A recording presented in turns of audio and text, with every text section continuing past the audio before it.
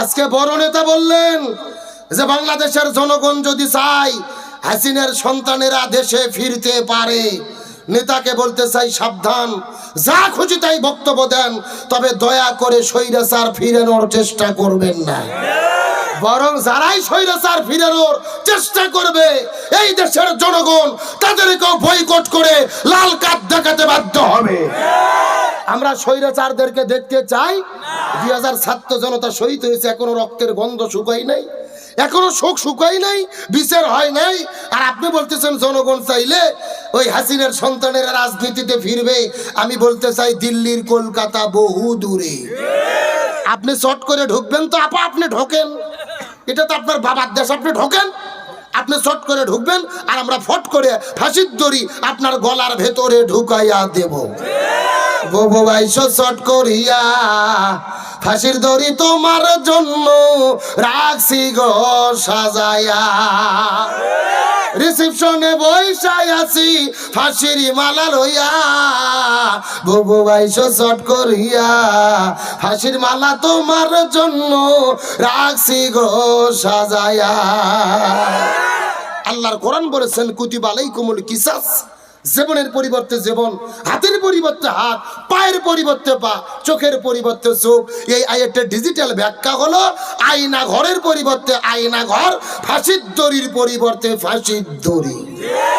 বাবু আইবা তুমি আইবা গো এইবার, আইসা বাবু ক্ষমতা পাইবা না। যারা ঠিক বলবে না মনে করবেন এদের মধ্যে ভেজাল আছে। এ ধরে বলেন ঠিক। বাবু আইবা তুমি আইবা গো এইবার, আইসা বাবু ক্ষমতা পাইবা না। খোঁজনেই বুবু কাদের কাকার অবস্থা খারাপ, দরবেশ বাবার হারুন আঙ্কেল এখন সামনে আসে না।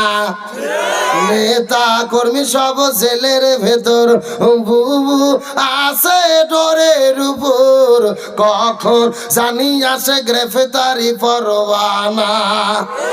বুবু আইবা তুমি আইবা গো এইবার, আইসা বুবু ক্ষমতা পাইবা না। বয়স তোমার 80 বছর, ডাকছে বুবু তোমায় কবর, দাফন হবে কোথায় সেইটা ভাবলা না। বুবু আইবা তুমি আইবা গো এইবার, আইসা বুবু সিয়ার পাইবা না। কথা বলেন ঠিক কিনা? আলোচনা কি চলবে? কারা কারা চলবে? দুটো হাত আল্লাহকে ধরে দেখায়। লিল্লাহে তাকবীর। আজকের মাহফিল চলছে চলবে,